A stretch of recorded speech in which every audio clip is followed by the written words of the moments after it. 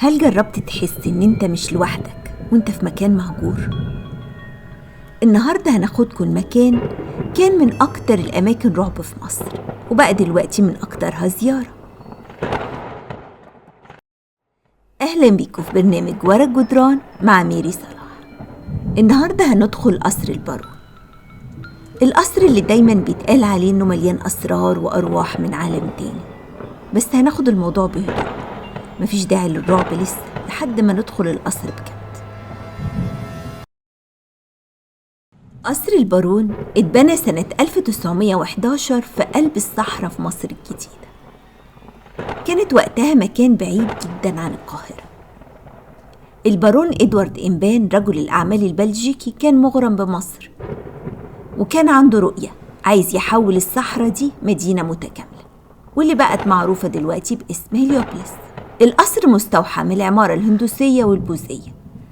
تصميم القصر كان مميز جدا لدرجة ان في ناس بتقولك ده مش قصر، ده مشهد من فيلم خيال علمي. التصميم على ايد مهندس فرنسي اسمه ألكسندر مارسيل. البارون قال له اعمل لي قصر، بس الشرط ان لازم البرج يدور. البارون كان بيحب يشوف مصر من كل الزوايا. تخيلوا برج دوار سنة 1911.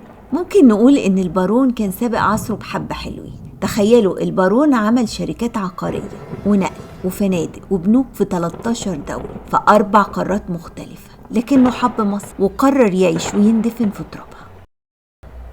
نخش بقى على الغموض اللي في القصر. قالوا ان البارون كان مهتم جدا بالسحر وبالطقوس الروحانية، وان في غرفة سرية كان ممنوع اي حد يدخلها الا هو. يا ترى كان مخبي فيها ايه؟ وبيقولوا كمان ان القصر كان متوصل بكنيسة البازيليكا عن طريق سرداب سري. انا حسبت المسافة بينهم لقيتها حوالي مسافة طويلة، بس يجوز يعني يمكن كان البارون عامل خطة اخلال الطوارئ، الله اعلم. القصر كان مشهور طبعا في مصر الجديدة، لكن مصر كلها عرفته سنة 1997. انتشرت حكايات عن عبدة الشيطان. دول كانوا بيجمعوا في القصر المهجور ويعملوا طقوس مرعبة. تصوروا المشهد، مجموعة شباب لابسين اسود، شموع منورة، هتافات غريبة. لما الشرطة وصلت حصلت ضجة كبيرة في الإعلام. ابتدى الناس يخافوا أكتر من القصر اللي أصلا طلع عليه كلام كتير. لكن السؤال اللي الناس فضلوا يسألوه لحد النهاردة، هل كانت الطقوس دي حقيقية ولا مجرد مراهقين بيلعبوا؟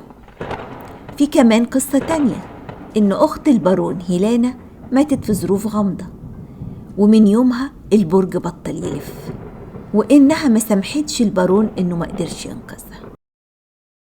على مدار السنين دايما كان في ناس بتحكي عن أصوات غريبة بتطلع من القصر. ممكن تلاقي حد يقولك إنه شاف ظلال بتمشي على الشبابيك، حد تاني يقول إنه سمع أصوات وهمسات بالليل، وحد يبلغ البوليس إنه شايف حريقة في القصر. يجي البوليس يلاقي الحريقة طفيت وملهاش أي أثر. كمان القصر نفسه تحفة معمارية، هو بدروم ودورين. الدور الأرضي كان فيه استقبال وأوضة سفرة وأوضة بلياردو.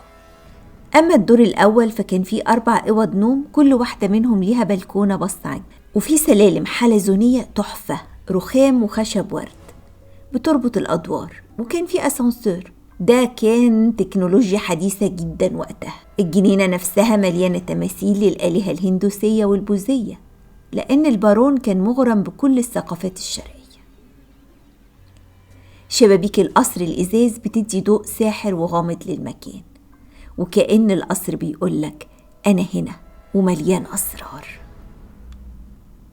في نهاية الحلقة يفضل السؤال الكبير، هل قصر البارون فعلا مأوى للأرواح والطقوس الغامضة؟ ولا دي كلها حكايات للتسلية؟ ولا كونه فضل مهجور لسنين طويلة الناس مش قادرة تصدق إنه مجرد مبنى عادي، ومعتقدين إنه لازم يكون في حكايات وحكايات وراه؟ ولو انتوا مكان البارون كنتوا هتختاروا تعيشوا في قصر زي ده؟ قصر وقتها كان حواليه ضوء يخوف.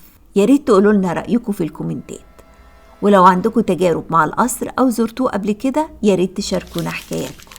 ياريت كمان تدوسوا على اللايك والسبسكرايب وتفعلوا الجرس، هتوصلكوا كل حلقات ورا الجدران.